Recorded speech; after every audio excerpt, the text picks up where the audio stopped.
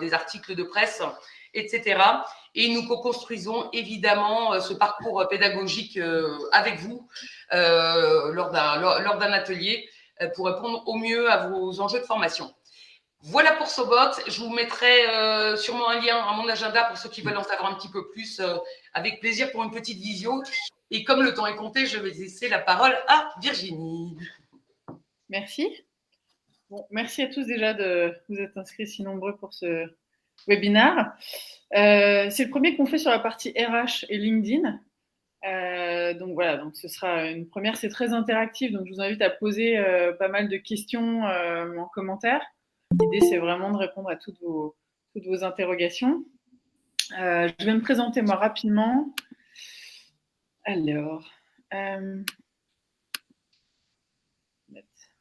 je vérifie si tout fonctionne bien dans la presse, en mode présentation. Voilà. Voilà. OK. Donc, moi, je suis Virginie Févet. Je suis entrepreneur depuis maintenant 15 ans. Finalement, j'ai toujours été entrepreneur dans le digital.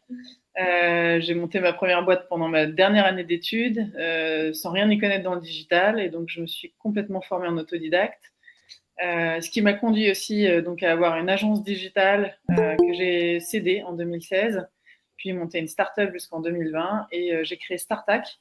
Startac, c'est un centre de formation spécialisé dans le marketing digital avec une particularité qui est l'approche de l'apprentissage par la pratique.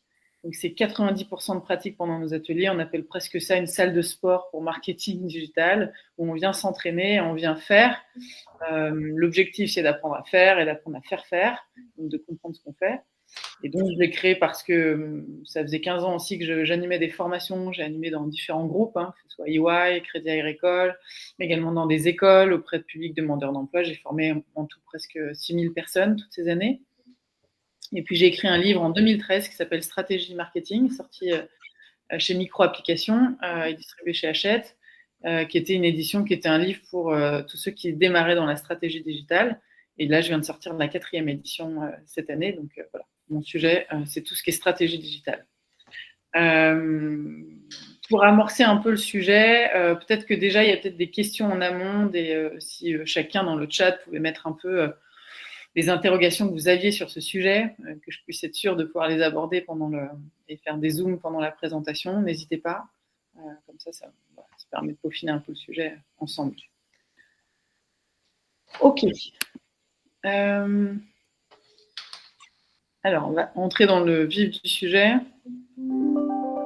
Évidemment, LinkedIn, pour introduire un peu pourquoi d'ailleurs on fait un webinaire sur le sujet. Je ne sais pas si vous m'entendez bien. Je perds la connexion. Ouais. C'est bon? Oui, c'est très bien. Ok, impeccable. LinkedIn, c'est un outil qui est incroyable aujourd'hui, qui est incontournable. Et chaque jour, quelqu'un vient me dire « mais je n'ai pas besoin de LinkedIn parce que moi, je ne suis pas concernée, je fais du B2C ou effectivement, je suis dans les achats ou je suis RH. En fait, LinkedIn, c'est pour les commerciaux ou c'est pour les dirigeants. » En fait, non. Aujourd'hui, c'est un outil qui est incontournable pour tous. On a tous finalement un intérêt à travailler ce qu'on appelle le personal branding et donc son identité sur les réseaux sociaux et LinkedIn étant le réseau le plus conséquent et le plus pertinent pour le faire.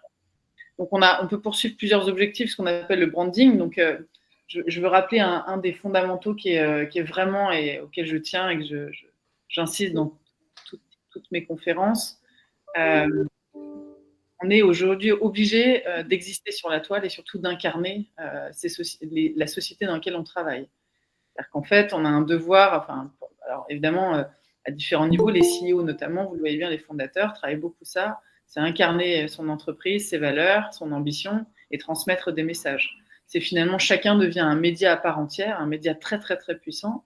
Et on verra à la fin, on finira par le top des influenceurs dans votre secteur, au niveau des RH, pour vous montrer qu'il y a quand même des RH qui fédèrent 270 000 personnes qui les suivent sur leur profil. Donc, ils sont plus puissants que des médias, finalement, télé ou autres, sur certains formats. Autre objectif, c'est le recrutement. On en parlera également. C'est un outil incontournable aussi pour recruter, pour avoir les meilleurs profils et pour rentrer en relation aussi directe avec eux.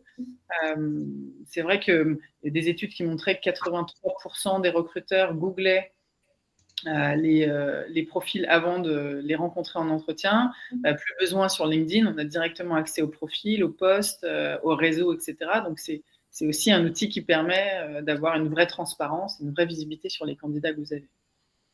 Alors après, évidemment, les leads, d'un point de vue commercial, pour les commerciaux aujourd'hui, celui qui n'utilise pas LinkedIn passe à côté d'une formidable opportunité. Je dois dire que moi, en 15 ans, je n'ai jamais décroché le téléphone. Alors évidemment, il y a le réseau, etc. Mais j'ai des gens qui me contactent 15 ans, 20 ans après pour me dire « mais je te vois sur LinkedIn, j'ai l'impression de partager ta vie et j'ai l'impression qu'on ne s'est jamais quitté finalement et j'ai une formation et je veux faire appel à toi ». Ce qui veut dire qu'en fait, l'intérêt aussi, c'est de jamais couper les liens. Vous ne pourrez jamais entretenir dans une carrière le contact avec les, 10 000 personnes que vous aurez croisées professionnellement. Et avec LinkedIn, vous pouvez avoir cette portée et entretenir ce lien et de le cultiver chaque jour. Et on le sait, c'est comme un média traditionnel, c'est la répétition qui fera la mémorisation et la mémorisation qui générera le réflexe de penser à vous au moment où il y aura le besoin qui va se faire. Donc c'est vrai qu'aujourd'hui, nous, on forme des centaines et des centaines de commerciaux sur cet outil pour leur permettre non pas seulement de faire du push et d'envoyer un message pour prospecter, mais également de se rendre visible, de se rendre mémorisable et de se rendre incontournable sur leur secteur. Ensuite, on a dans les objectifs de LinkedIn la rétention. La rétention, c'est quoi? On sait très bien que les coûts d'acquisition sont tellement forts aujourd'hui d'aller chercher un nouveau client que l'intérêt, c'est de fidéliser. Et donc, évidemment, et je parle aussi de vous à votre niveau, vous avez eu quelqu'un qui peut vous recommander par quelqu'un et ça coûte bien moins cher que d'aller faire du push pour atteindre un objectif.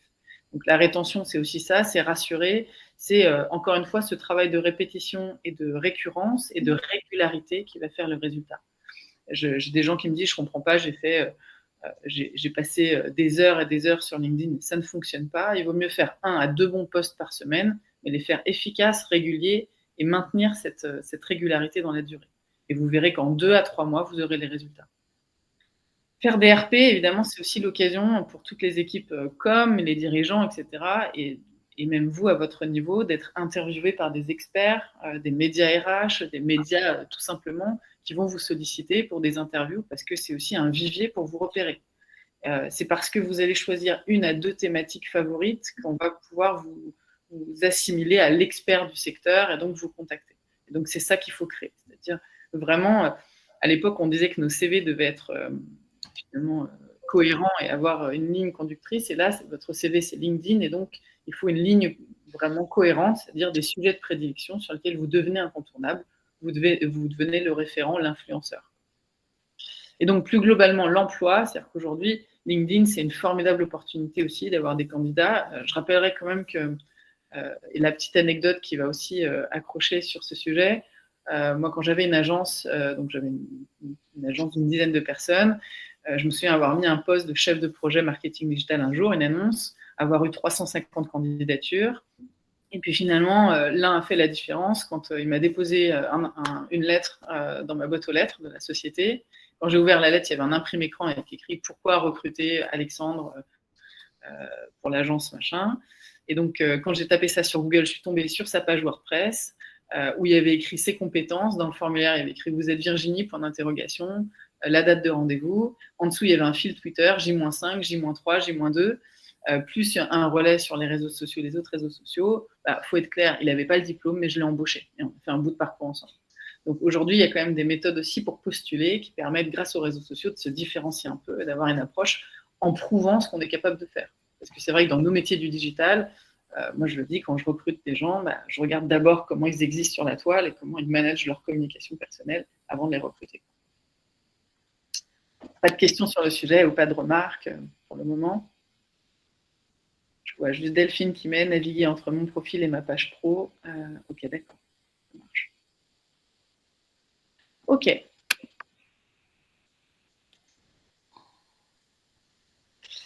Donc, pourquoi aujourd'hui, plus particulièrement dans vos missions, c'est pertinent, dans votre fonction, c'est pertinent d'utiliser LinkedIn.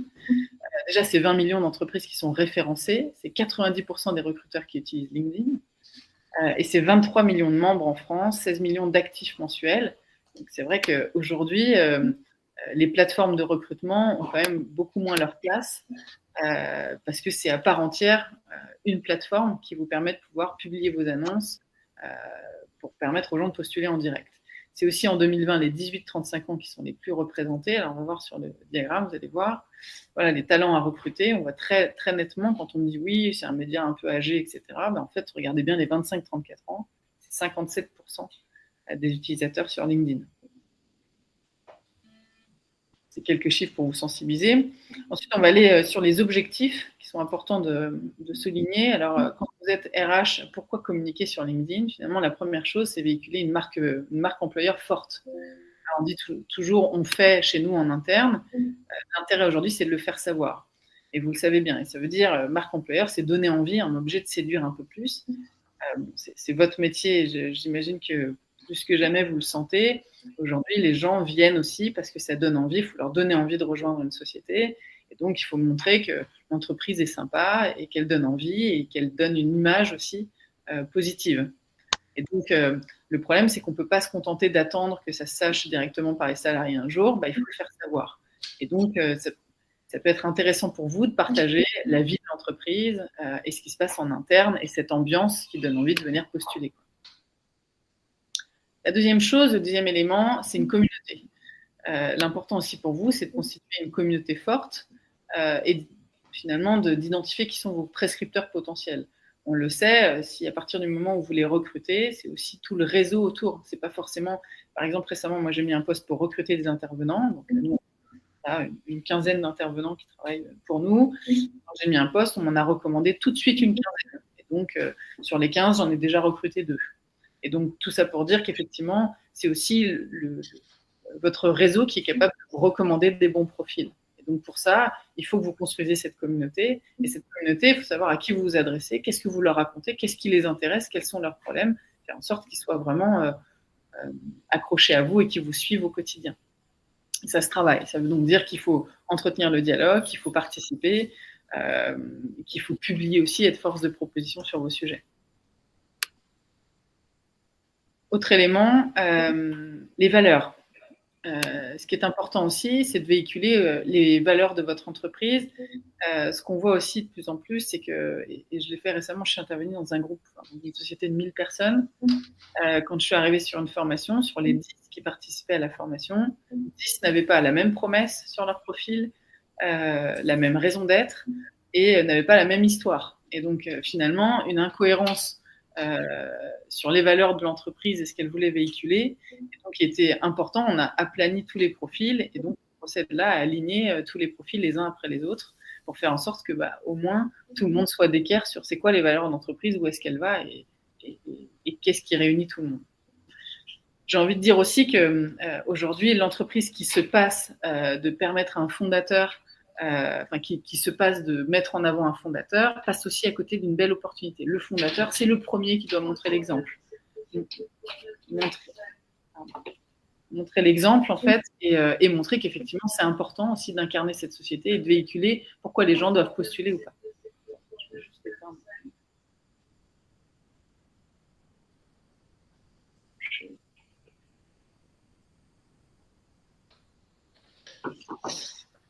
Et donc, effectivement, les valeurs, c'est important. Il y avait récemment un article qui montrait le patron d'Amazon qui avait dit clairement ses valeurs et qui avait dit si vous ne correspondez pas, vous n'avez qu'à pas postuler.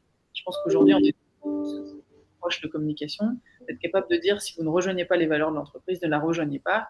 Et on accepte d'être clivant et parfois pas aimé, mais au moins réunir ceux qui ont un intérêt en tout cas à rejoindre parce qu'ils nous ressemblent. Très important dans la phase de recrutement, sinon vous recevez une tonne de candidatures. Autre élément, la politique RSE, très sensible. Évidemment, quand on me demande quel poste on peut publier, vous avez tous des actions en interne qui répondent souvent à cette politique RSE, sur la gouvernance, sur les droits, sur l'environnement, sur la loyauté, sur les relations au travail. Important de les mettre en avant dans vos postes et de communiquer ce qui se passe. C'est aussi un peu votre rôle en tant qu'RH aussi de véhiculer ces valeurs-là et de les promouvoir finalement sur LinkedIn. Je vais passer un peu rapidement sur ces points-là. Ensuite, la qualité de vie au travail, c'est aussi un des points qui ressort dans toutes les études sur le recrutement.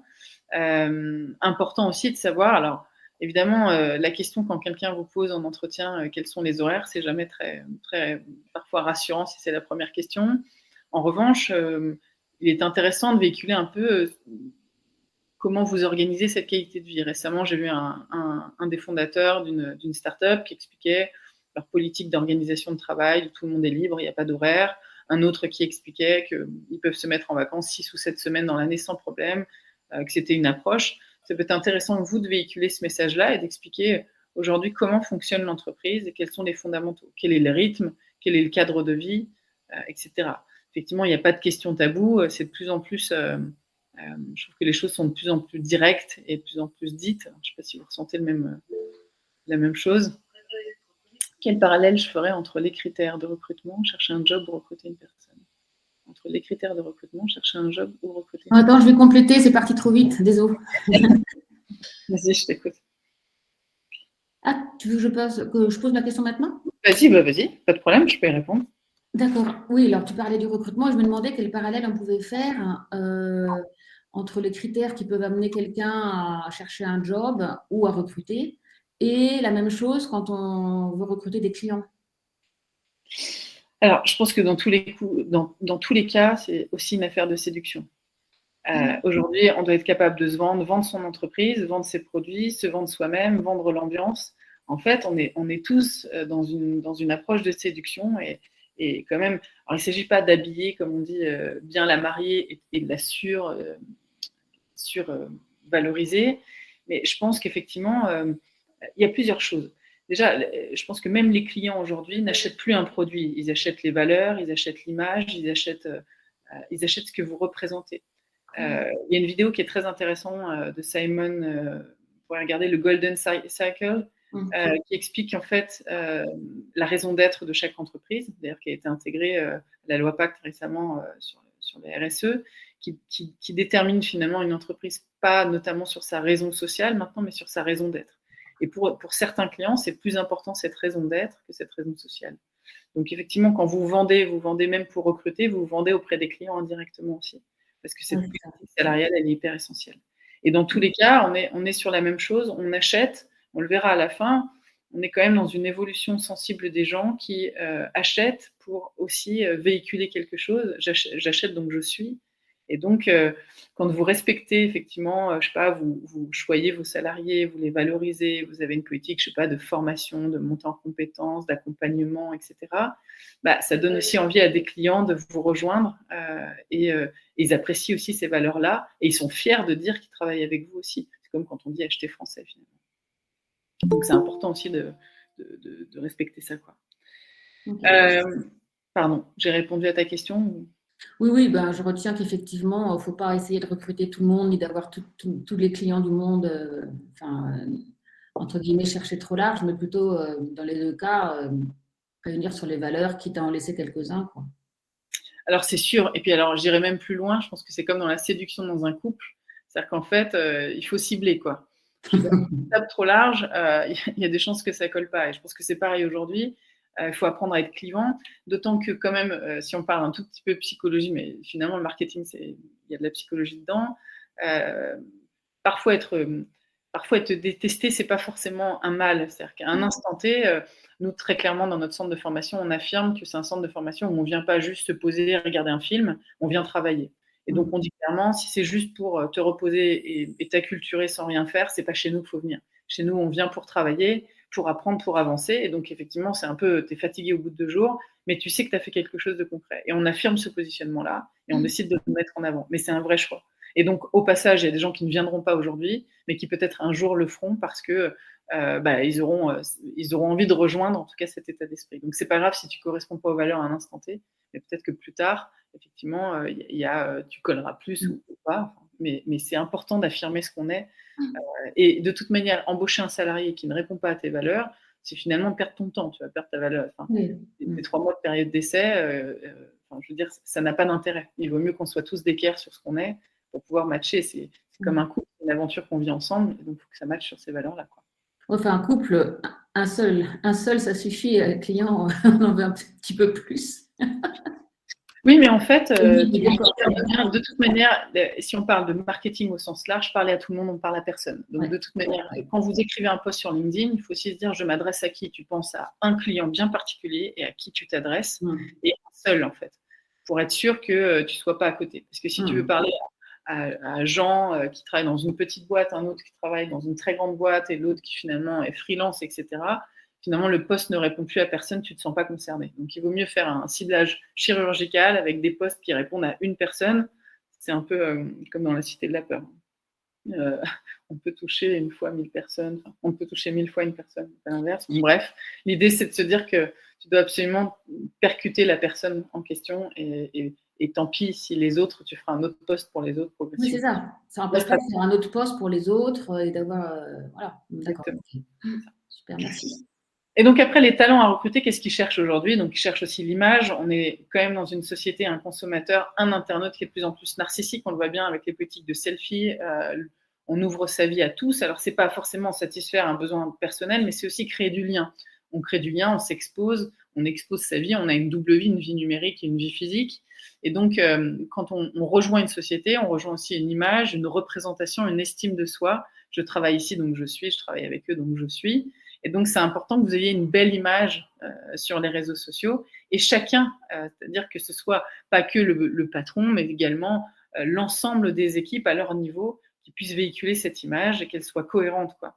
Donc, on a besoin, aujourd'hui, on n'est plus dans la politique de l'entreprise en haut de sa tour qui rassure, qui a un gros logo, une grosse usine, etc., dont on ne sait même pas qui la dirige. On a besoin de cette relation humanisée, humanisante, avec des émotions, avec ce lien, voilà, et qu'on sache qu'il y a des vrais humains derrière.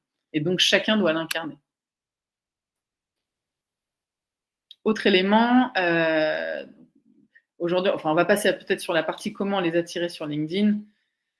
On a fait les 10 clés pour optimiser l'utilisation de LinkedIn, qui était le sujet aujourd'hui. Donc, on arrive dans le vif du sujet. Donc, c'est quoi un bon profil sur LinkedIn selon vous? Est-ce que quelqu'un a une réponse déjà? On est un peu dans l'interaction. Est-ce que quelqu'un a une idée de, aujourd'hui, qu'est-ce qui fait qu'on se dit que c'est bon, votre profil est optimisé? Visible, ok. Visible, c'est quoi? C'est auprès de combien de personnes, par exemple?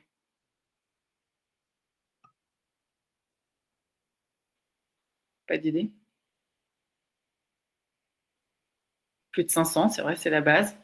C'est vrai. Alors, la première des choses, il y a un critère, c'est d'avoir le statut d'expert absolu. Je ne sais pas si ça vous parle à tous ou s'il y en a à qui ça ne parle pas. Un profil complet, actif, une photo. Non. Ok. L'expert absolu, c'est la base. C'est en fait quand vous avez, LinkedIn considère quand vous avez rempli un certain nombre de champs et que vous les avez optimisés, que vous avez ce statut d'expert absolu. Vous devenez visible à partir de ce moment-là. Un bon profil, c'est déjà avoir, évidemment, les basiques, c'est d'avoir une photo, d'avoir rempli les champs. Alors, hop, je mets la slide qui correspond. D'avoir rempli la partie info. La partie info, c'est pas seulement dire 10 ans d'expérience au service de l'emploi dans telle boîte, c'est raconter une belle histoire. Donc, tout l'art aussi de la narration, de vous dire, voilà, j'ai commencé, je faisais ça, alors, je répondrai après à Lucie sur la partie expérience. C'est vraiment emmener les gens à essayer d'installer le contexte. La première intro, voilà, se pitcher exactement. Ça, c'est la base. Ensuite, c'est remplir vos expériences et bien expliquer en utilisant les bons mots-clés. Il faut savoir que derrière LinkedIn, enfin dans LinkedIn, c'est un algorithme qui fonctionne comme un moteur de recherche, comme sur Google, donc avec des mots-clés. Utilisez bien le bon langage. Je vais vous donner un ordre d'idée, mais si quelqu'un un jour recherche un emploi de commercial, il va falloir qu'il sache si, quand on va le recruter, on va mettre une annonce plutôt en disant commercial, bizdev, vendeur.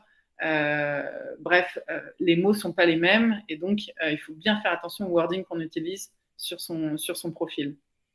Ensuite, il faut bien remplir effectivement tous les champs que vous avez jusqu'à la partie recommandation. Je sais qu'il y a des années, on disait ouais, être recommandé sur LinkedIn, c'était un peu du fake. Aujourd'hui, c'est quand même important d'avoir quelques recommandations de vos clients, vos partenaires, vos salariés qui peuvent témoigner. Je pense que les salariés, pour vous, en tant qu'RH, ça a encore plus de sens. C'est qu'ils puissent dire que voilà, ils ont une bonne expérience dans l'entreprise, que voilà, vous avez été là, qu'ils ont été très bien accueillis. C'est comme ça aussi qu'on travaille la marque employeur, qu'on donne aussi envie aux autres de postuler, quoi. Ensuite, effectivement, un bon profil aussi, vous avez la possibilité de traduire votre profil en anglais. Vous avez la possibilité aussi de transformer votre URL en haut, c'est-à-dire d'être sur linkedin.com/ et non pas juste une série de lettres, etc., mais de mettre votre nom, tirer votre prénom, nettoyer un peu ça pour qu'elle soit plus transmissible et plus lisible. Il y a plein de petites particularités. Nous, chez nous, je sais qu'on passe 2 jours à optimiser le profil. Donc, c'est un vrai travail. Je vous dis ça parce que certains me disent, c'est bon, je l'ai fait en 1 demi-heure, c'est fini. C'est un vrai travail. On réfléchit au message qu'on veut transmettre, on réfléchit à l'image qu'on veut véhiculer, on réfléchit aux mots-clés sur lesquels on veut être référencé, on réfléchit aussi à comment on veut être contacté, par qui et quelle est notre cible. Enfin, c'est un vrai travail quand même, il faut se poser.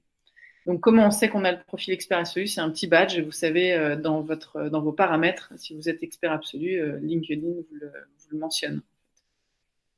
Et c'est tout un parcours en plusieurs étapes. On me dit, il vous manque plus que ça pour atteindre le statut d'expert absolu. Important, en tout cas, ça doit être votre premier objectif. Alors ensuite, qu'est-ce qu'un profil, effectivement, qui est important? Évidemment, sans 500 contacts minimum, vous n'existez pas, c'est vrai.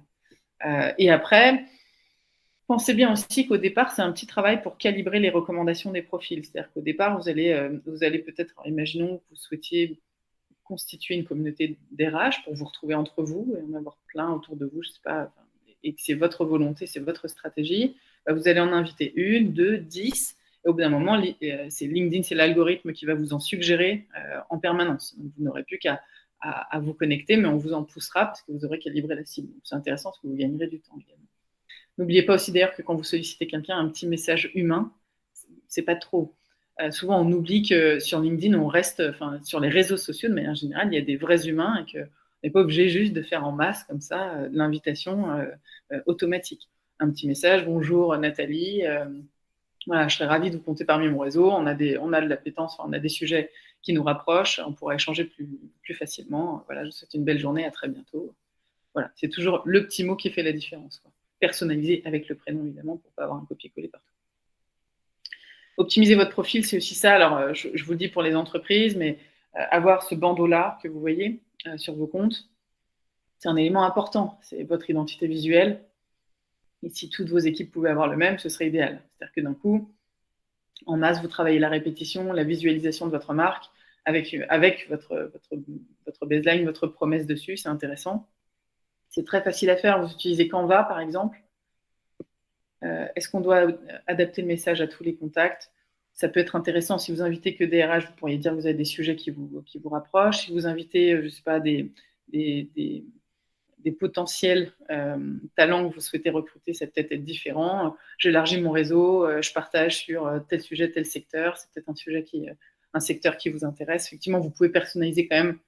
Ça peut être intéressant. Plus vous personnaliserez, plus il y aura de détails qui montreront que vous vous intéressez aux gens, plus vous percuterez, les gens vous mémoriseront. Et n'oubliez pas que la première impression, elle est très importante. Donc pour le bandeau, je reviens dessus. Donc essayez d'insuffler cette dynamique, d'en avoir un et le même partout. Et donc sur Canva, vous faites ça en 10 minutes. Donc c'est plus un sujet de se dire qu'il faut faire par l'équipe graphiste, etc. C'est quelque chose qu'on fait très rapidement. Pareil sur votre visuel, choisissez bien votre visuel. Vous pouvez aussi faire un rappel des codes couleurs. Enfin bref, vous communiquez sur l'entreprise en faisant ça. Et donc vous confortez un peu cette image professionnelle, parce qu'aujourd'hui, ça devient très important aussi, la partie visuelle de votre profil. Vous remarquerez également d'ailleurs que j'ai utilisé des emojis. Les emojis, c'est aussi, les études montrent que ça a beaucoup d'impact dans les publications. C'est une façon pareille, par des petits visuels, d'accentuer certaines émotions ou certaines perceptions. Et donc, n'hésitez pas à en utiliser. Alors, pas trop, mais 1, 2, 3 peut être intéressant pour appuyer ce que vous voulez dire. Je vais répondre à une question aussi pour Nadia. Jusqu'à quelle limite peut-on partager nos infos personnelles? C'est une très très bonne question. La limite, c'est vous. Alors, il est vrai que sur LinkedIn, on voit tout en ce moment. Il y a même des gens qui partagent leur dîner de famille.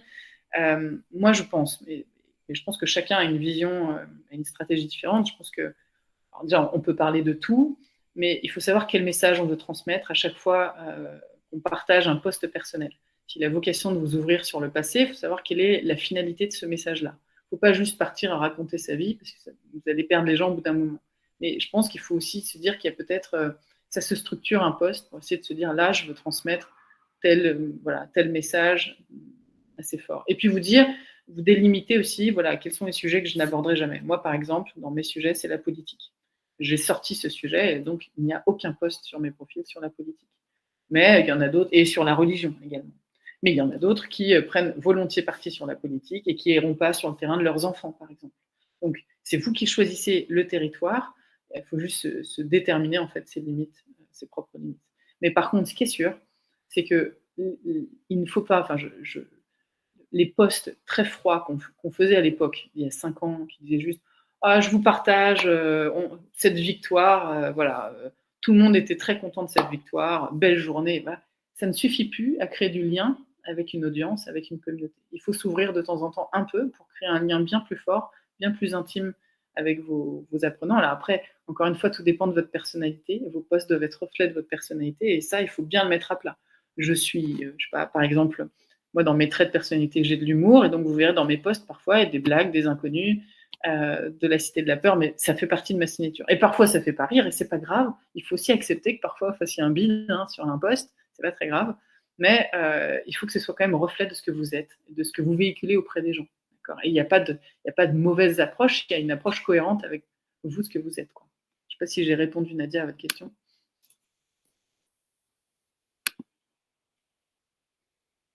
Oui, ok, super. Donc voilà, je vous ai mis aussi la partie info, moi, la mienne, de ce que j'ai mis. Encore une fois, bien structurer vos posts. Quelques règles aussi pour vous, quelques règles de base qu'il est utile de rappeler.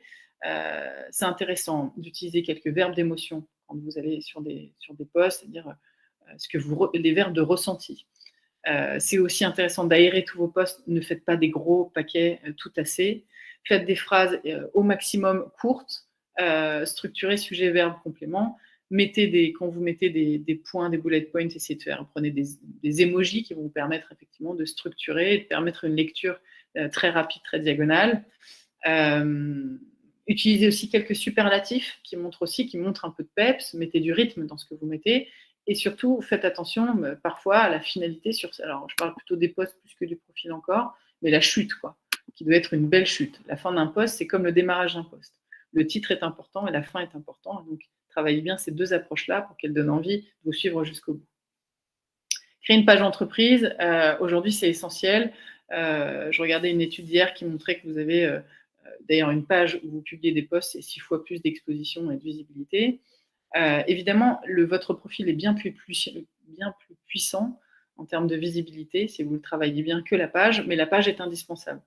Elle est indispensable parce qu'elle centralise toute l'information de l'entreprise. Et aujourd'hui, il n'y a pas une entreprise qui peut s'en passer. B2B, B2C, industrie, consommation, luxe, etc. C'est important d'exister pour plusieurs raisons. Aussi parce que le jour où vous avez un bad buzz, et ça peut arriver, on a vu le cas aussi que ce soit RH, responsable marketing, qui ont pris la parole et que ça a généré un bad buzz, vous avez un média qui est constitué et qui vous permet de prendre la parole avec une audience. Et donc, il faut toujours anticiper ça et avoir ses propres médias, parce que si vous décidez de ne pas prendre la parole, c'est les autres qui la prendront pour vous. Donc, il vaut mieux que vous maîtrisiez ce sujet-là. À quelle fréquence vous postez, à votre avis, à quelle fréquence faut-il poster sur LinkedIn et vous, à quelle fréquence vous postez? Il y a certaines personnes qui veulent nous dire, vous avouer 1 à 2 fois par semaine, c'est bien. Alors, encore une fois, ce n'est pas la quantité 1 fois par semaine, 1 à 2 fois par semaine. Très bien. Alors, ce n'est pas la quantité qui fait la performance. En revanche, encore une fois, n'oubliez pas, on maintient cette régularité et vos posts doivent être travaillés. Parfois, ça se retravaille. Ça dépend des sujets de l'actualité, effectivement. Donc, vaut mieux un bon post qui performe. Et à votre avis, c'est quoi un bon post qui performe? À partir de combien de vues on peut se dire, bon, c'est le minimum syndical, entre parenthèses, c'est bon, j'ai quand même rempli ma mission sur le poste, je n'ai pas perdu mon temps. Ouais, 1000. À partir de 1000, on peut se dire quand même qu'on a réussi la mission, que le poste a eu de la portée, quoi. Alors, je ne dis pas que s'il n'y en a que 100, on l'a dit tout à l'heure, si vous avez ciblé que 10 personnes, évidemment, s'il y a 100 vues, c'est passé très bien. Mais quand même, pour exister sur la toile, sur LinkedIn, à partir de 1000 vues, on peut dire que ça, vous avez atteint le minimum pour que votre poste ait un peu de portée et que ça vaille le coup quand même d'écrire, quoi. Important de se fixer cet objectif. Alors, je voulais vous donner cette anecdote, mais moi, quand je n'atteins pas, c'est arrivé, j'ai publié. Alors, évidemment, vous avez entre 3 et 4 heures après la publication d'un post pour faire monter la portée. Après, il sera plus visible dans la toile. Donc, évidemment, ne le postez pas le soir, le vendredi soir, ne le postez pas après 19h ou 20h le soir. le postez pas le week-end quand il fait beau. Enfin, essayez de choisir les horaires de publication. C'est important parce que évidemment, il faut entretenir. Pour que votre post reste en haut, il faut qu'il y ait des commentaires, il faut qu'il y ait absolument des gens qui likent et qui interagissent avec ce post. C'est ce qui va faire qu'il va remonter dans le fil des autres. Et donc pour ça, déjà par exemple, quand vous publiez un post, je sais pas, vous avez dû le voir chez les autres, quand vous dites je vous invite à regarder cette vidéo qui est vraiment intéressante, mettez le lien en commentaire, par exemple. Pour deux raisons, LinkedIn n'aime pas que vous fassiez sortir les gens du réseau et donc il va vous, pas vous pénaliser, mais moins vous mettre en avant si le lien est directement dans le post. Et pour la deuxième, c'est que vous aurez au moins un premier commentaire qui va tout de suite interagir sur votre post et qui va faire remonter. Donc, c'est important, effectivement, de tout de suite entretenir ça. Et quand quelqu'un vous met un commentaire, répondez systématiquement tout de suite. Et puis, taguez quelqu'un. Vous pouvez mettre en commentaire, tiens, Delphine, peut-être que ça peut... Delphine, ce post va sûrement vous intéresser. N'hésitez pas à nous dire ce que vous en pensez. Essayez d'aller chercher les gens. Si vous n'atteignez pas les 1000, allez les chercher, absolument. Le nombre de partages et de likes aussi, non, évidemment, c'est hyper intéressant, c'est hyper important. C'est ce taux d'interaction, ce taux d'engagement est hyper important parce que c'est surtout l'intérêt qui porte à votre post. Donc c'est vrai que si vous avez une communauté de 100 000 personnes et qu'il n'y en a que 5 qui ont liké, bon, évidemment, c'est que le post n'a pas eu un grand succès, ça n'a pas eu un super intérêt pour les gens et donc il faut aussi se remettre en question sur ça, quoi. Donc oui, vous avez raison, la portée est importante, la visibilité et l'interaction également. Si un post n'a pas bien marché, peut-on le remettre le lendemain? Alors, le remettre, on peut réutiliser un post. C'est pas forcément bien pour la communauté qui vous suivait de revoir le même post. Au bout d'un moment, ça va la lasser.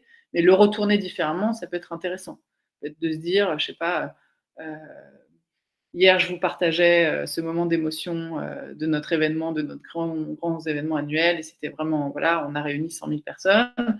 Et puis, j'ai envie aujourd'hui d'ajouter une chose au lendemain, après les 100 commentaires que j'ai reçus cette nuit, je sais pas quoi, pour nous féliciter, les 10 clients qui nous ont fait un témoignage sur cet événement incontournable. Voilà, et donc de remettre une couche, mais en apportant une autre plus-value. Donc, je suis pour. N'oubliez pas quand même qu'un partage d'un post a beaucoup moins de portée. De la même manière, LinkedIn n'aime pas ça. Donc, vous verrez que vous aurez plus de mal à faire grimper un post de repartage d'un contenu que de publier un contenu lui-même. D'accord ? Ouais, il y a des règles, quoi. OK. Ensuite, donc poster régulièrement en respectant les bonnes pratiques, une stratégie éditoriale et alterner les contenus. Important aussi d'alterner des contenus où vous pouvez faire de la citation. Ça marche très très bien sur LinkedIn, évidemment. Vous mettez une grande citation inspirante. Ou parfois même une touche d'humour avec un peu de fraîcheur, ce que fait Michael Aguilar très bien aussi sur la partie commerciale, en mettant des petites blagues et en faisant des parallèles sur des situations de business. Vous pouvez également partager un article. Important de n'être pas toujours très, d'avoir des posts trop auto-centrés. Donc partez un peu, parfois partager quelque chose qui apporte aux autres. Vous pouvez donc partager de la vidéo, faire une petite vidéo de vous-même ou de vos clients, des témoignages clients, c'est intéressant aussi. Donner la parole aux autres. Récemment, dans une de nos formations, quelqu'un me disait, je lui disais, mais pourquoi tu ne partages pas ces beaux témoignages que tu as de tes clients? Je dis, mais je ne veux pas les embêter, à les taguer, etc. Enfin voilà, ça me met mal à l'aise de le faire. Je dis, mais en fait, c'est comme tout. C'est comme quand tu présentes quelqu'un, un ami à d'autres, en fait. C'est la façon dont tu le présentes qui est importante. C'est pas forcément l'action en elle-même.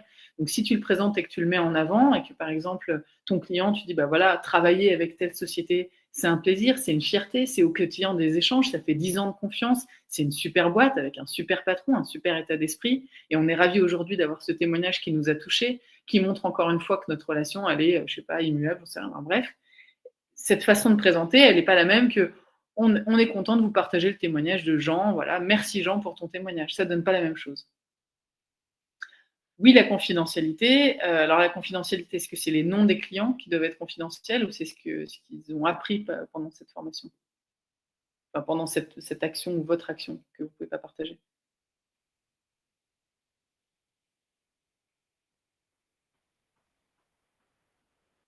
Ah, le fait de faire un coaching. Après, vous n'êtes pas obligé de les citer directement dans ce cas-là. Vous pouvez le faire comme moi j'en ai fait un récemment. J'avais une amie qui ne voulait pas que je communique sur son nom. Et donc, je dis, voilà, j'ai introduit le post en disant, quand Sandrine est venue me voir en me disant que, voilà, elle lançait son activité d'indépendante et qu'elle ne savait pas du tout s'y prendre sur les réseaux sociaux et que voilà, elle avait 50 ans et qu'elle était perdue et qu'elle se disait que c'était fichu pour elle, qu'elle ne pourrait pas appréhender toutes ces techniques, bah, tout de suite, j'ai réagi, j'ai fait ça. Donc, j'ai juste cité son prénom, je ne l'ai pas tagué, pour le coup.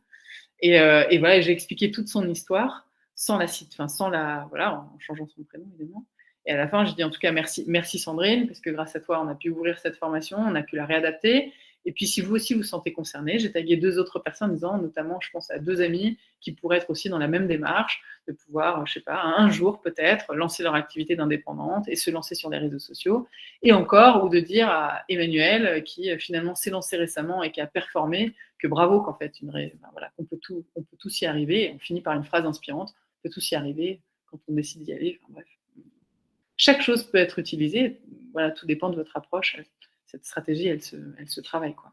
Mais n'oubliez pas souvent de remercier les gens et les mettre en valeur, c'est la clé. Et même vos salariés, si vous êtes en tant qu'RH, valorisez les équipes, les remercier chaque jour des moments que vous passez, de ce qu'ils vous donnent, de ce qu'ils vous apportent, de tout. C'est important aussi, parce que c'est en fait un point essentiel d'émotion, de lien, et qu'apprécient aussi vos clients. Et donc, c'est aussi votre image. La parution d'un post sur la page ou sur le profil. La question, c'est de dire, est-ce qu'il vaut mieux sur la page ou sur le profil? Évidemment, vous aurez plus de portée sur votre profil en général, qui va être plus puissant et plus engageant. Mais il est indispensable, enfin, tout dépend de la stratégie. Nous, par exemple, si je parle de notre stratégie, sur Startac, sur la page LinkedIn, on va partager de l'information sur nos formations, sur les postes à pourvoir, etc. Sur mon profil à moi, je parle en tant que Virginie. Et donc, quand je m'exprime, j'explique, je sais pas, mon histoire, mon parcours d'entrepreneur, ce qui m'a amené à créer cette société, enfin, ce qui m'a amené à écrire l'école, pourquoi, etc. Et donc, je peux parler en jeu avec mes émotions, mes mots à moi. Et c'est vrai que du coup, aussi pour vous donner un petit tips de la façon dont on peut aussi s'ouvrir et parler en jeu et non pas toujours cette troisième personne, surtout qu'on a aussi une certaine pudeur parfois de s'ouvrir et donc de parler comme si on parlait à quelqu'un. Mettez une musique d'ambiance qui vous met dans un registre émotionnel, qui vous met en condition. Pensez à un moment de votre vie qui va vous emmener vers cette ouverture de l'émotion de vous-même et vous aurez des posts, vous verrez, un peu plus puissants au niveau de la connexion à l'autre parce que vous aurez des verbes qui seront un peu moins froids, quoi, en tout cas, qui vont créer du lien. Donc, postez régulièrement. Alors, évidemment, alterner également. On sait qu'un visuel comme ça en gros plan, moi je l'ai vu, donc j'ai fait plus de 10 000 impressions sur ce post. Un visuel, plus vous êtes de près, plus ça performe. Vous verrez, c'est incroyable. Mais effectivement, pourquoi? Parce qu'on voit plus les émotions, on voit plus les traits, donc ça touche, c'est plus visible, etc. Donc c'est plus engageant. Je sais que tout le monde n'aime pas ça, faire le côté selfie, mais parfois ça vaut le coup. Effectivement, de se faire un peu violence pour essayer de créer du lien, pour essayer d'humaniser et qu'on vous voit vous aussi, quoi. Que ce soit pas juste un fantôme où on ne voit pas d'image. Il y en a certains qui mettent carrément pas du tout de photos, même sur le profil, c'est bien dommage, quoi. Et donc, je disais qu'effectivement, moi aujourd'hui, je peux le dire, à chaque post que je publie, c'est 1 à 2 leads qui viennent à moi. Donc, c'est énorme. Ça veut dire que je ne prospecte plus du tout, ni par téléphone, ni par mailing, en fait. C'est LinkedIn qui fait tout, quoi. La durée de vie d'un post, alors il y en a encore qui sont likés des semaines et des semaines après. Donc, je me dis que ça vit longtemps. Par contre, il faut être certain que le jour où vous dites, tiens, je pars en vacances 1 mois et je publie plus rien, vous allez galérer à revenir dans la visibilité. C'est l'algorithme qui est comme ça. Il faut entretenir ce truc-là parce que sinon, vous perdez l'audience. Et en fait, c'est aussi un truc hyper psychologique. Si on parle juste des humains et de notre consommation aujourd'hui, l'enjeu de toutes les marques en 2022 et dans les années à venir, c'est de créer de l'habitude, du rituel, pour intégrer la marque dans le quotidien des gens. Il y a un livre qui s'appelle The Hook, qui est hyper intéressant sur ce sujet d'ailleurs, parce qu'il explique, je crois que c'est The Hook, et qui explique en fait ce phénomène-là d'inscription de votre produit, de votre marque, de vous, chez les autres, parce que ça crée effectivement des réflexes. C'est un peu l'histoire de la cigarette, il y a 30 ans, quand effectivement on assimilait la cigarette, on la prenait en même temps qu'un café, en même temps après un déjeuner, après un repas, après machin. Du coup, on a tout ritualisé et dès qu'on mange, on pense cigarette. Dès qu'on boit un café, on pense cigarette. En fait, c'est un peu pareil dans la stratégie des marques, c'est de se dire il faut arriver à s'associer à des rituels et une dynamique. Et quand vous publiez tous les jours à 8h du matin et qu'on sait qu'il y a un post tous les matins à 8h, il y a des gens qui vont presque avoir ce rendez-vous quotidien, ce petit truc d'aller vous lire tous les matins, et ça va créer du lien, et ça va créer cette habitude. Et quand d'un coup, pendant un mois, vous avez disparu, c'est compliqué. Vous avez cassé l'habitude, c'est très dur de vous récupérer. Je l'ai vécu après le confinement, vous avez dû tous vivre ce truc-là, c'est de se dire que vous aviez pris des habitudes de consulter des sites de voyage, et que d'un coup, le confinement arrive, il n'y a plus de voyage, et donc vous consultez plus ces sites. Et très difficile, après le confinement, de se rappeler des sites qu'on consultait, de reprendre ces habitudes-là, quoi. Et donc voilà, l'idée c'est de se dire, il faut revenir en permanence et quand même entretenir un petit fond. Voilà. Vous pouvez vous absenter une semaine, mais pas un mois ou deux, c'est compliqué pour revenir. Vous ferez le double de travail après en revenant. Qui sont vos cibles et les connaissez-vous? Est-ce qu'aujourd'hui, tous, parmi vous, vous avez déterminé exactement qui vous cherchez à toucher sur LinkedIn, ou aujourd'hui c'est encore flou de savoir exactement qui vous souhaiteriez toucher idéalement?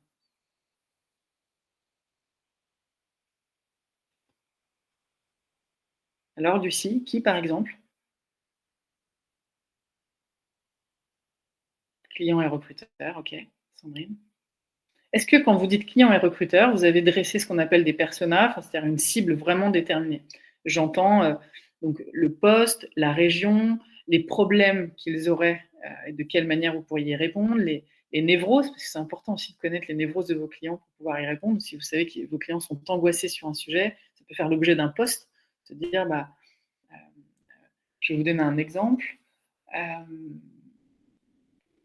Récemment, donc j'avais en formation un community manager, tout fraîchement, d'une grande marque de compagnie aérienne, une grande compagnie aérienne, qui me dit, j'en ai marre sur les réseaux sociaux, tout le monde vomit, vous savez, toutes ces barrières-là, tous ces tests qu'on a, les contrôles sécurité, les contrôles sanitaires, les machins, et donc tout le monde ne fait que ça. Et donc, je dis, ok, très bien, tu réponds en quoi à ça? Il dit, en fait, on ne sait pas trop quoi faire, parce que ça entretient une sphère un peu négative autour de la marque, et on ne sait pas trop. Et je lui dis, écoute, voilà, l'objet de ton post, ça va être ça.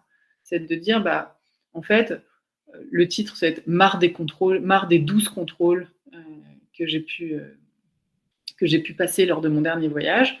Là, il fait un post pendant 10 lignes. Oui, premier contrôle, on passe cette barrière. La deuxième, on enlève ses chaussures. Ensuite, il a fallu que j'enlève ma ceinture. Ensuite, il a fallu que je me lève les mains, que je présente mon pass, etc. Donc, tout le monde se reconnaît, se retrouve dedans. Et puis, à la fin, la chute. C'est-à-dire, on transforme. Ouais, mais quand je me suis posée dans l'avion, je me suis dit une chose. Je me suis dit que, heureusement qu'il y avait tout ça, quoi. Je me suis sentie en sécurité santé, en sécurité vis-à-vis des risques de sécurité liés aux attentats, etc. Et finalement, si je n'avais pas eu tout ça, peut-être que j'aurais été angoissée de prendre l'avion. Et là, ils ont abaissé une partie de... Enfin voilà, je me sens serein. Et donc, la chute était belle parce que finalement, on part d'un problème et on finit par dire, mais finalement, c'est quelque chose de positif. Donc, ce que je veux dire, c'est que quand vous connaissez bien vos clients, quand vous connaissez bien votre cible et quand vous connaissez bien leurs angoisses, leurs névroses, leurs problèmes, vous êtes capable de créer des posts sur le problème et de finir par une chute positive et de convertir le négatif en positif. Et ça, il faut le travailler. Ça marche super bien, quoi. Donc, client recruteur, flou, des talents, mes pairs recruteurs, veille sociale, ok, ça se précise PME, TPE indépendant, les particuliers viennent tout seuls. Ok, donc je vous invite vraiment à faire cet exercice de cibler, surtout que sur LinkedIn, vous pouvez faire des recherches en excluant des termes, en ajoutant des termes. Oui, bien sûr, Lucie, allez-y, on peut vous écouter. Ouais, excusez-moi, c'est plus simple. Moi, par exemple, je suis DRH, mais je donne aussi des cours en droit social et j'ai pas mal de mes étudiants qui m'invitent sur LinkedIn. Et je suis assez gênée, en fait, par ça parce que, justement, j'ai choisi ma cible et je n'accepte pas parce que j'ai pas envie que ça... Oui, voilà, j'ai pas envie d'être sollicitée pour rien. Je veux qu'il y ait un intérêt commun. Alors, je ne sais pas si j'ai la bonne attitude ou pas, mais du coup, comme c'est un peu nouveau pour moi, ça, d'avoir des étudiants, je ne sais pas quelle attitude je dois prendre. Est-ce que je dois accepter et que ça... Voilà, c'est un peu flou, excusez-moi, mais je ne sais pas comment me réagir par rapport à ces invitations, tous ces étudiants. En fait, je pense que, alors, ma vision, à mon niveau, alors moi aussi, qui est des étudiants du coup qui me sollicitent, je pense qu'en fait, ce serait dommage de vous fermer à une cible. Ils viennent à vous. En plus, n'oubliez pas que ce sont aussi vos prescripteurs. Ce sont aussi qui peuvent travailler dans des boîtes, côtoyer, avoir des parents qui travaillent dans des boîtes. Des futurs collaborateurs aussi. Donc, mais voilà, mais c'est comme c'est un peu nouveau, sur cette cible-là, je n'étais pas à l'aise en fait. Voilà. Moi, je pense que ça vaut le coup, en tout cas, de les intégrer, sachant que je ne sais pas combien vous avez de personnes sur votre profil, mais ça peut permettre effectivement d'avoir, surtout que c'est des gens quand même qui sont dans la même filière que vous quand même, ce sont des étudiants. Oui. Voilà, donc c'est intéressant. Et puis plus tard, je vous dis, la personne que j'ai recrutée, ce que j'ai oublié de vous dire en intro quand je vous expliquais le profil de la personne avec son site WordPress, c'était un ancien de mes étudiants 10 ans auparavant. Et donc évidemment, on ne sait pas ce qui peut arriver plus tard. Et moi, je pense que il faut s'ouvrir à tout ça. Après, c'est vrai que parfois, vous allez être sollicité, recevoir des messages, mais finalement, pas tant que ça. Et vaut mieux ça que de ne pas exister. D'accord. Et à partir de combien on peut se dire qu'on a suffisamment d'abonnés pour être visible, tout ça? Il n'y a pas de règle. Alors, on a dit qu'à moins de 500, on n'existe pas. Moi, je crois que psychologiquement, il faut se fixer quand même 1000 au moins. Mais à plus de 1500, on peut dire qu'on est, à peu près dans le coup, quoi. On commence, mais si vous voulez atteindre les 1000 vues de post, moi par exemple, j'ai 12 000 personnes qui me suivent. Et donc, à 10-12 000, vous commencez à être bien, quoi, en gros. Ouais, donc en fait, c'est bien d'intégrer quand même les étudiants et les jeunes, la nouvelle génération qui pourra après. Ok, d'accord. Merci, c'est important. Merci. Je vous en prie. Ok, on continue. Donc, point numéro 3, s'intéresser à vos cibles aussi. Alors, souvent, on prend la parole sans arrêt sur LinkedIn, mais on ne s'intéresse pas aux autres. Moi, je vous invite aussi à surtout aller commenter les posts. Intéressez-vous aux autres. C'est comme dans une soirée. C'est comme si vous arriviez à une soirée, et puis vous arrivez, vous présentez votre carte, vous parlez de vous et vous partez. Ça ne va pas fonctionner.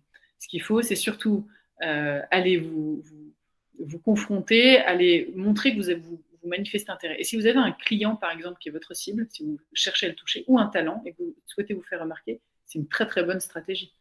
Vous allez voir ces posts, vous likez, vous commentez, vous faites ça 1, 2 fois, 3 fois, 4 fois, et vous allez voir que naturellement, il viendra à vous, à terme. Il vaut mieux d'ailleurs le faire venir à vous de cette manière-là que de lui envoyer un message. Donc, n'hésitez pas de cette manière-là à vous faire remarquer, en tout cas. Une bonne stratégie. J'essaie d'accélérer un peu, c'est vrai que j'ai pris un peu de temps.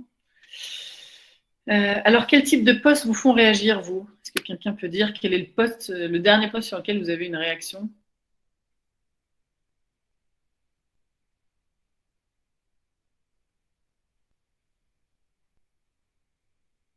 Non? Personne? Les posts joyeux. C'est marrant parce que je lisais une étude sur les posts et en fait, récemment, une étude a montré que les posts négatifs, certes, pouvaient générer pas mal d'interactions. Alors, c'est vrai quand on décide de faire une polémique, mais que ça avait une influence tellement négative sur le moral pour les gens que de plus en plus, les gens les squeezent carrément, même de leur... Et j'avoue que moi, je fais pareil. J'avoue que quand j'ai des profils trop négatifs, je finis par blacklister les comptes, quoi, parce que je ne veux pas avoir du trop négatif ou du trop polémique, ça ne m'intéresse pas. Donc, vous avez raison, les posts positifs quand même. Alors, il ne faut pas que ce soit trop mielleux tout le temps, parce que sinon, c'est plus un humain quand vous êtes trop mielleux. Si tout est le monde des bisounours, ça finit par être un peu tous les trucs. Et puis, il faut faire attention à cette sphère personnelle. Encore une fois, parfois, je pense à joyeux, mais joyeux, ça ne veut pas dire forcément perso. Mais certains vont, comme je vous disais, aller ramener toute leur vie de famille sur LinkedIn. Il faut faire attention à ça. Il faut effectivement du positif à petite dose, avec toujours quelque chose à apprendre à l'autre. Donc, je lis un peu en même temps et monte en puissance d'une ancienne collaboratrice. D'accord. Des posts sur les anniversaires de travail, sur les actualités de mon secteur d'activité, les posts inspirants, les images et les émotions visuelles du concret, constructif, des posts sur les succès de nos clients. Okay. Alors, surtout pas ceux qui sont très longs. C'est marrant parce que moi, j'ai fait des posts qui ont beaucoup performé très, très longs. Mais il faut évidemment avoir du temps pour les lire. Mais du coup, il y a on emporte vraiment les gens. Quand ils adhèrent, ils adhèrent. Non, pas de souci. Je ne fais pas que ça, mais c'est vrai que j'alterne ces formats-là parce que des fois, quand on veut raconter une vraie histoire, on veut emmener les gens, on veut vraiment les emmener dans un registre d'émotions et expliquer quelque chose. Ça vaut le coup de prendre bien le temps de le détailler. Quand c'est trop succinct, par exemple, j'avais fait un test sur 2 posts différents. Donc, effectivement, un où j'étais allée sur l'essentiel et l'autre où j'avais raconté l'histoire. Et effectivement, C'était celui qui était long parce que j'avais mis le détail, le contexte, etc. Et tout avait été décrit pas à pas. Donc, ça dépend. Je pense qu'il faut alterner les deux. Donc, il n'y a pas de bonne ou mauvaise formule. Il y a tous les formats peuvent fonctionner. C'est ce que vous direz dedans. Et c'est surtout générer de l'émotion. J'insiste dessus. Parce que l'émotion, vous la mettez par il y a plein de façons d'amener de l'émotion, par le visuel, par un titre accrocheur qui vous sensibilise, qui vous touche, par des verbes. Je vous avoue, je vous partage, je vous confie. Aujourd'hui, pour la première fois, je prends ma plume pour vous dire, pour vous révéler. Par des mots aussi. Alors, je vois, j'ai un ami qui écrit toujours, et Sophie, pour le clin d'œil, qui met toujours mon cher réseau d'amour. Ça marche très, très bien aussi. Tout est en fonction de, voilà, il faut que ce soit fidèle à ce que vous êtes vous, mais il faut absolument que ça génère une émotion, quelque chose. Et encore une fois, c'est ce qu'on disait tout à l'heure sur le choix d'être clivant ou pas. Le pire, c'est de passer inaperçu et finalement d'être complètement transparent. Donc faites-vous remarquer d'une manière ou d'une autre en générant quelque chose chez les autres.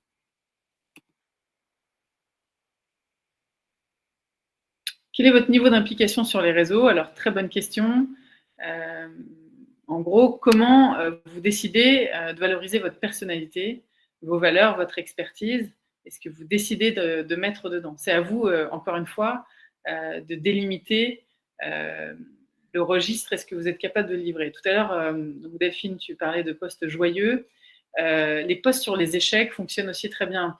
On a un état d'esprit qui a un peu changé ces 5 dernières années où l'échec entrepreneurial ou l'échec dans l'entreprise est vécu de plus en plus différemment. Parce que moi, je me rappelle, il y a 15 ans, quand j'étais entrepreneur, il ne fallait pas parler d'échec, il fallait avoir réussi tout le temps, etc. Aujourd'hui, c'est presque, tout le monde est presque fier et tout le monde a fait son petit article sur ses échecs. Donc parfois, il faut aussi avouer quelles erreurs on a fait. C'est aussi une façon de s'humaniser différemment, et de créer du lien en confiant qu'on n'est pas parfait. Et être pas parfait, c'est être un humain. Donc c'est aussi ça. À vous de sélectionner les 2-3 échecs qui peuvent être pertinents, qui peuvent aider les autres et qui en même temps, sur lesquels vous avez rebondi aussi. Il faut aussi être capable d'avoir interprété ce qu'on a fait de mal et ce qu'on pourrait faire de mieux, quoi.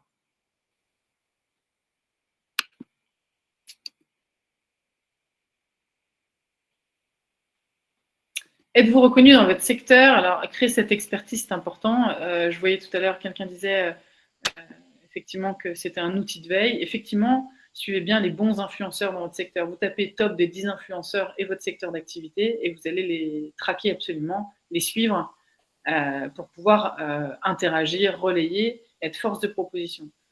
Il faut qu'à un moment donné, vous donniez un peu de matière aux gens, un peu de consistance, parce qu'on ne pourra pas toujours lire que votre histoire personnelle.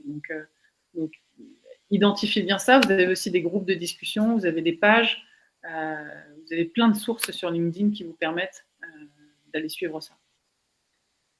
Ah, est-ce que quelqu'un veut se donner à l'exercice de pitcher son activité en 1 minute? Waouh, le challenge. Lucie? Par oral ou par écrit? À l'oral, là. Moi, je veux bien hein, pour lancer le débat. Alors, vas-y. Tu comptes le temps? C'est moi qui compte le temps? Attends, vas-y. Oh, je vais le regarder aussi.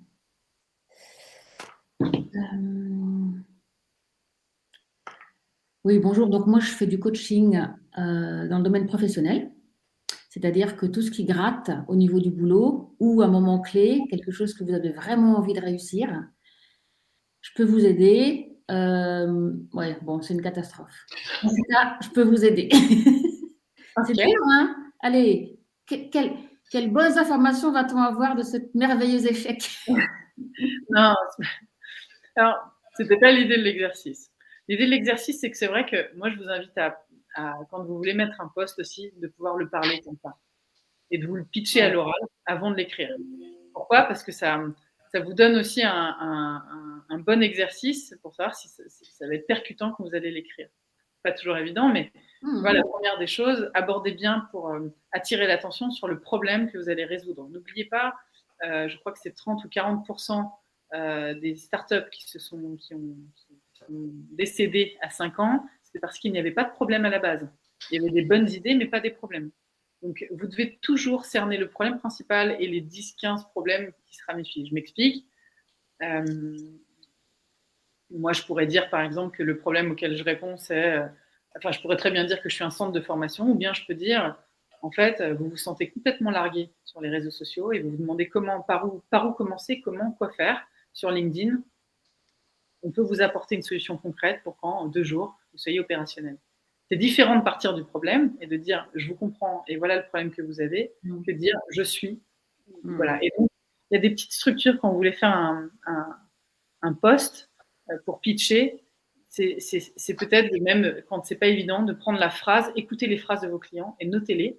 Peut-être le top 10 des phrases clés que vous ont dit vos clients en arrivant, en vous disant, écoute Delphine, mon problème c'est que je sais pas quoi faire, j'ai besoin d'être coachée, je suis perdue quand je fais ça, ça, ça et ça. Et en fait, j'ai besoin de toi pour ça. Et d'identifier ces problèmes. Et chaque problème vous fera un post, vous aurez déjà votre strat éditoriale pour 2 semaines. Quelqu'un d'autre de s'allouer à l'exercice ou... Bon, c'est pas grave. Je vous donnais aussi l'exemple notamment de Puissante. Alors, j'aime bien cet exemple. Votre storytelling est essentiel. Le storytelling, encore une fois, c'est les bases de votre histoire, c'est le démarrage. Et si vous aviez un exercice à faire et si vous ne l'avez jamais fait là sur LinkedIn, je vous inviterai à le faire juste après notre échange là, ce webinaire, c'est de tenter de raconter votre histoire, les bases de votre histoire. Ça commence quand ? Ça a commencé quand ? Dans l'enfance, il y a 1 an, il y a 10 ans, et de quelle manière ? Quel a été l'élément déclencheur ? Vous avez eu les yeux qui brillent et qui vous êtes dit, c'est bon, j'y vais. Alors, regardez Puissante, donc cette marque de cette jeune fille que vous voyez là, qui décide un jour de dire, en fait, bon, son histoire, elle la racontera très très bien, mais elle incarne très très bien en disant que elle trouvait incroyable que il y ait pas que les femmes puissent pas prendre du plaisir personnel aujourd'hui quand on est célibataire, et donc elle crée le premier sextoy pour avoir du plaisir personnel en tant que femme. Faut l'assumer, c'est pas évident de raconter une histoire autour de ça. Il y a des sujets qui sont plus faciles que d'autres, mais elle l'a incarné en racontant toute une histoire autour. C'est aussi l'histoire de Respire, la marque que vous connaissez sans doute tous dans la partie produit de corps, qui explique qu'elle a échappé à un cancer, et donc elle a créé cette marque pour ça. On a besoin de connaître l'origine parce que l'origine, c'est le problème. Et donc, si les gens ont le même problème que vous, vous allez tout de suite les faire matcher avec vous et ils vont comprendre que c'est chez vous qu'ils doivent aller, quoi. Donc, votre storytelling, c'est la première base. Petit exercice que vous pouvez faire, c'est encore une fois mettre l'élément déclencheur, les 10 faits marquants de votre histoire, et en face des 10 faits marquants, les émotions que vous avez vécues en face. Et vous verrez que ce travail, au départ, va être très compliqué de mettre une émotion, un verbe de ressenti, et au bout d'un moment, ce sera un mécanisme que vous allez adopter facilement. Il y aura toujours une émotion qui va se dégager de vos posts. Une rigueur. Ensuite, vous avez donc tous les groupes de discussion sur LinkedIn auxquels il faut rejoindre. Les rejoindre, c'est pas seulement s'inscrire, c'est également... et le premier post ne doit pas être le post sur votre boîte, évidemment. Premier post, on en fait au moins 4 ou 5 altruistes. On montre qu'on s'implique, qu'on est intéressé, qu'on veut se présenter, qu'on veut connaître les autres, qu'on vient dans un esprit, encore une fois, comme dans une soirée. Vous venez pas à une soirée, je sais pas, d'RH en vous disant, voilà, je cherche, machin. D'abord, vous allez essayer de parler, de vous intéresser aux autres, d'échanger, de donner des conseils, de partager un article, etc. Donc, faites bien cette démarche, encore une fois, parce que si vous loupez l'intro, c'est compliqué après à rattraper, quoi. On arrive à la partie conversion qui est un peu essentielle, c'est-à-dire qu'on me dit souvent, ok, c'est bien, j'ai fait de l'interaction, il y a des gens qui me contactent, mais comment je passe l'étape pour après rencontrer les gens ou après comment dire, je sais pas, les convertir en clients ou en entretien. C'est le bon moment. C'est-à-dire que c'est un peu comme sur Tinder. On dit que sur Tinder, si vous attendez trop longtemps, au bout d'un moment, la relation, elle va plonger, elle va perdre de son intensité. On dit que souvent, après 1 semaine d'échange écrit, il va falloir quand même passer à la rencontre physique. Je dirais que sur LinkedIn, c'est un peu pareil. À un moment donné, il faut sortir de la conversation et il faut oser, après 4-5 échanges, on peut poursuivre de vive voix et ça peut être intéressant. À quel moment vous êtes disponible parce que j'ai envie de vous rencontrer ou j'ai envie de vous voir, ou on peut se boire un café, je suis pas très loin, on peut discuter, quoi. Donc, il faut oser arriver à ce truc et pas attendre trop de temps. Si vous attendez 3 mois, ce sera mort. Donc, voilà, il faut vraiment passer à cette étape de conversion.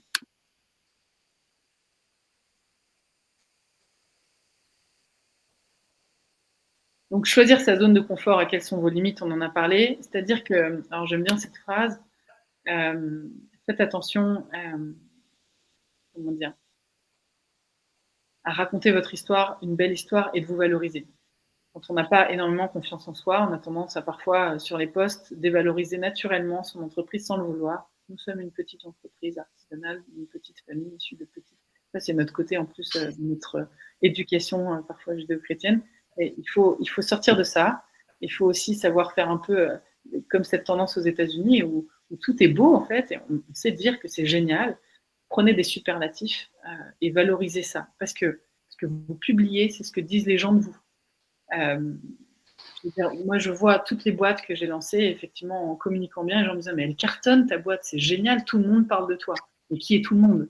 Parce qu'on me voit sans arrêt, et parce que quand je parle de ma boîte, j'extrais le positif, je remercie, je partage les bons moments, et je mets des mots aussi qui sont en face, en disant ici, c'est l'ambiance est extraordinaire, et c'est vrai, elle est ultra conviviale, et j'emploie des superlatifs. Donc, n'hésitez pas à utiliser ces superlatifs.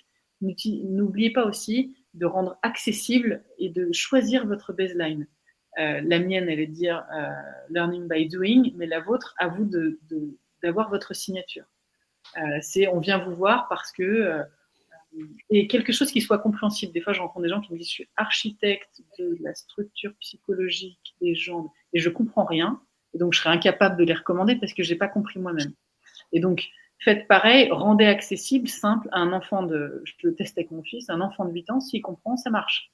Et donc pareil, vous devez avoir une phrase simple qui vous résume et que vous répétez sans arrêt, qui va matraquer, et les gens, quand ils vous présenteront, bah voilà, je sais que Sophie, ce sera les meilleurs formateurs, et c'est surtout donner envie aux gens d'apprendre, quoi, et de leur donner envie de suivre une formation. Tu vois. Ou la formation en boîte qui déboîte.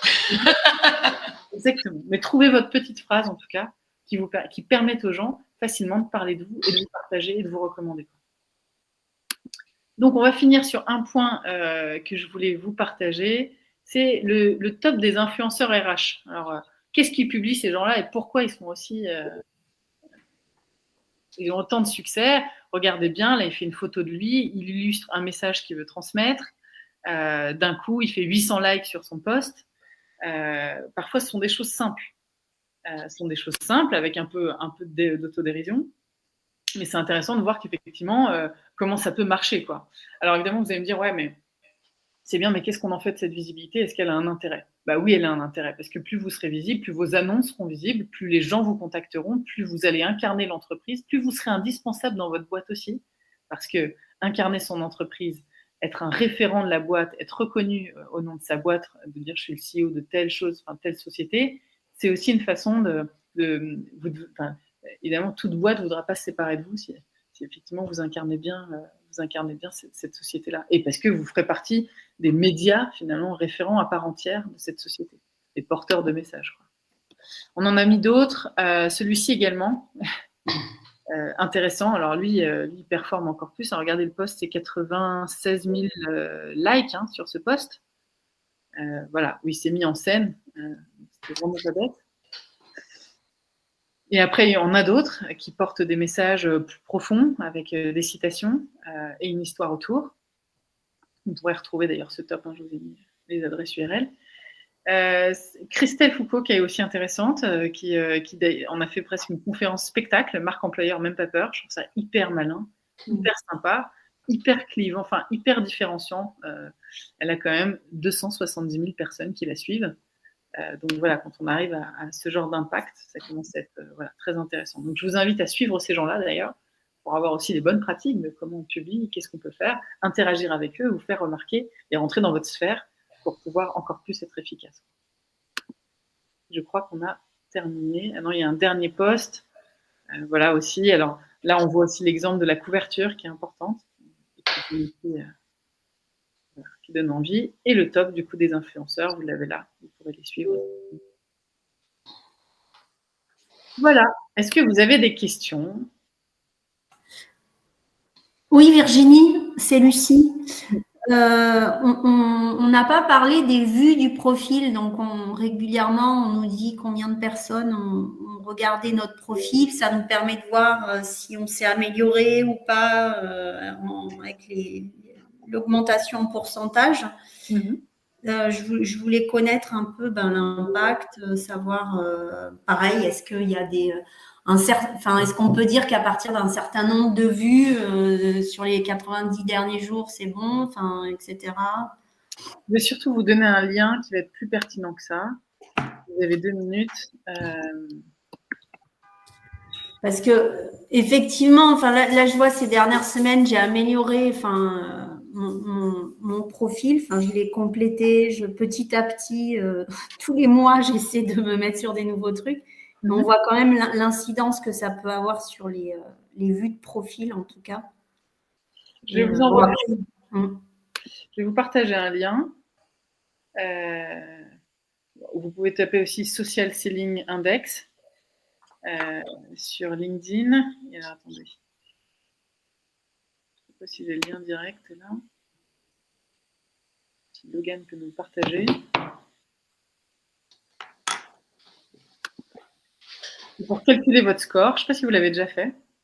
La plupart d'entre vous l'ont déjà fait. Calculer votre score sur LinkedIn par rapport au secteur d'activité et par rapport aux autres. Alors, attention, je vais vous mettre. Voilà, ici. Vous êtes tous connectés. Il faut être connecté à LinkedIn déjà pour pouvoir avoir le score qui s'affiche.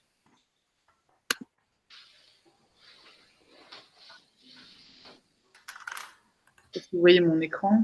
Je me connecte directement. Là, on est sur ta slide. Hein. Ouais, ça y est, ça passe. Ouais. T'es sorti. Alors, hop. Je vais vous partager le lien. Hop.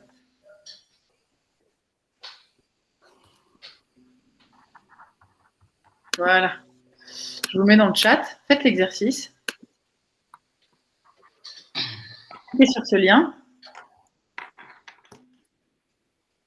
Et vous allez pouvoir voir votre score par rapport à vos concurrents, enfin concurrents entre parenthèses.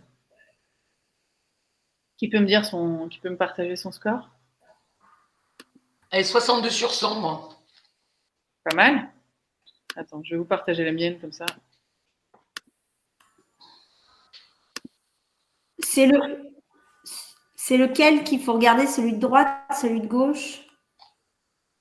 Là, ici, c'est 72 sur 100. C'est ça votre social selling index. C'est votre score sur 100. Ah, d'accord. Voilà. Effectivement, et après, on regarde qu'est-ce qu'il faut améliorer chez vous, quoi. Et donc, vous avez les points de conseil sur qu'est-ce qu'il faut améliorer sur votre stratégie sur LinkedIn. Par exemple, là, ça veut dire qu'il faut encore compléter votre profil en pensant à vos clients. Donc, bon, là, je suis plutôt bien sur ce côté-là. Un peu moins sur trouver les bonnes personnes. Donc, il faut que j'aille élargir un peu plus sur ma recherche de profil, par exemple, étoffer mon réseau de contacts, échanger les informations. Donc, je ne partage pas énormément d'articles. Je partage moins. Par contre, voilà, j'établis des relations qui sont avec des décideurs et des gens de confiance. Et c'est surtout qu'après, regardez bien, vous êtes comparé aux professionnels de votre secteur. Moi, dans mon secteur d'activité, ils ont 26 sur 100 en moyenne. Donc, j'ai 72 sur 100. Donc, on va dire que je suis plutôt bien, quoi. Ou les personnes appartenant à mon réseau. De mon réseau, ils ont 45 sur 100. Moi, j'ai 72. Donc, voilà, je suis plutôt confort, quoi. Et donc, je fais partie du top des 2%. Donc, ça veut dire au top du secteur, des mieux classés dans mon secteur. Et donc, suivez cet index-là. Si vous voulez avoir un repère pour savoir si vous améliorez, c'est ça qu'il faut suivre. Ce lien-là, sans arrêt. C'est génial. Et vous verrez votre marge de progression, quoi. Est-ce qu'il y a d'autres questions? Oui, parce qu'on a dépassé un petit peu le timing, mais bon, c'est tout. Ouais, est-ce qu'on peut avoir le lien sur le top 10 des influenceurs? Ouais. Alors, attendez. Je vous le mets aussi. Voilà. Et n'hésitez pas en permanence, vous tapez sur Google top 10 des influenceurs, tel secteur ou RH, etc. Et du coup, vous trouverez toujours des personnes à suivre. C'est important. Important de suivre des gens aussi plus importants avec des réseaux plus importants que le vôtre. Vous savez aussi pourquoi? Parce que si vous n'avez pas l'abonnement premium, vous ne pourrez pas accéder à certains niveaux de contact. Donc, touchez rapidement plutôt les personnes qui ont des très, très gros réseaux qui vous permettront, parce que vous serez à un contact de la personne que vous voulez toucher, donc ce sera plus facile. Donc, essayez de sélectionner ceux qui ont au démarrage des beaux réseaux, quoi. Il y a d'autres questions? Bon, très bien. En tout cas, je vous remercie beaucoup. Alors, pour conclure, alors déjà, on mettra le webinaire en ligne à disposition. On pourra vous envoyer le lien si vous voulez retrouver. J'enverrai un petit mot de confirmation avec le lien, etc. Rapidement. Super. Et donc, n'hésitez pas. Enfin, et là, malgré tout. J'ai une question aussi. Est-ce qu'on peut voir le score des autres? Est-ce que moi, par exemple, je peux voir ton score sur LinkedIn? Non. Voilà. Non, parce qu'il faut être connecté, c'est par rapport à des infos. Ouais. Mais si je suis connecté avec toi, est-ce que je peux voir ton score? Non, c'est si tu es connecté avec mes identifiants. Donc, non. Mais en tout cas, tu vois bien, on peut voir là, professionnel de ton cycle, on voit la moyenne. Il faut que tu te réfères toujours à la moyenne des autres pour voir si tu progresses aussi, si tu es plutôt bien, quoi. Oui, c'est utile, de toute façon. Non, c'était pour voir quel était le meilleur influenceur, mais on le voit par d'autres moyens, quoi, en fait. C'est ça. Non, mais bon, de toute manière, c'est simple. S'il doit y avoir une priorité, c'est des gens de plus de 10 000 personnes dans leur réseau qui, quand ils font un live, enfin, quand ils font un post, bon, évidemment, s'il n'y a que 3 likes, ça ne va pas le faire. C'est un mauvais taux d'interaction, c'est un mauvais ciblage.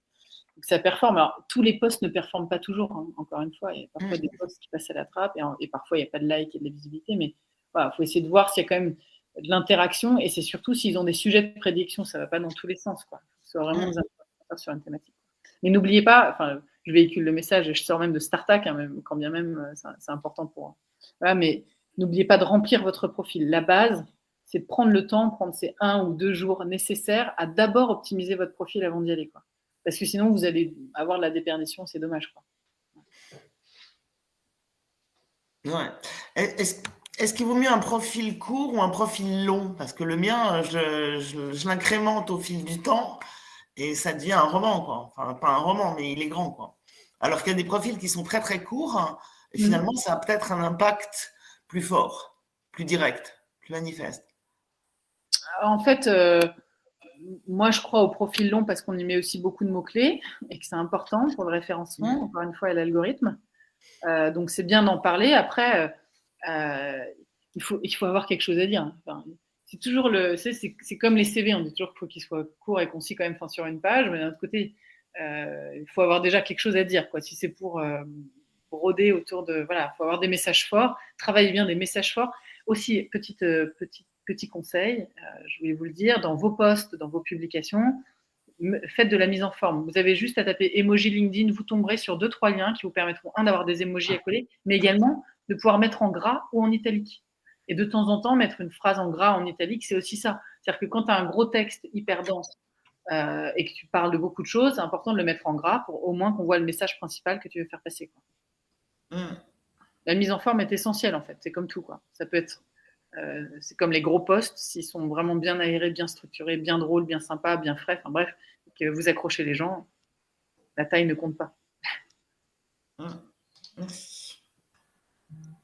Voilà, je crois qu'on a fait le tour, non? Il n'y a plus de questions ou... En tout cas, je te remercie beaucoup, Virginie, hein, pour cette intervention. Je pense que ça nous a appris pas mal de choses à tous. Donc, merci encore. Super, merci à vous. Et puis, n'hésitez pas, si vous avez des questions, vous vous connectez à moi sur LinkedIn. Et puis, évidemment, j'y répondrai sans problème. Si vous avez des posts, votre premier post un peu engageant, vous voulez avoir un avis dessus, vous me l'envoyez et je vous dirai ce que j'en pense. Vous avez toujours un petit plus, voilà, pour démarrer. Bon, super. Et puis moi, je retrouve certains d'entre vous au mois de mai, puisqu'on a un atelier RH encore, mais sur réussir ses icebreakers en réunion. Donc, et puis, je vous retrouve aussi sur le groupe WhatsApp du Boudoir sur RH. Ceux qui ne sont pas, je vous mettrai un petit mail si ça vous intéresse. On est 250 à échanger aujourd'hui sur nos pratiques RH. Merci Sophie. Merci Virginie. On vous souhaite un bon week-end en tout cas. Merci Sophie, merci Virginie. Au revoir. Bon week-end. Au revoir. Au revoir. Merci. Au revoir.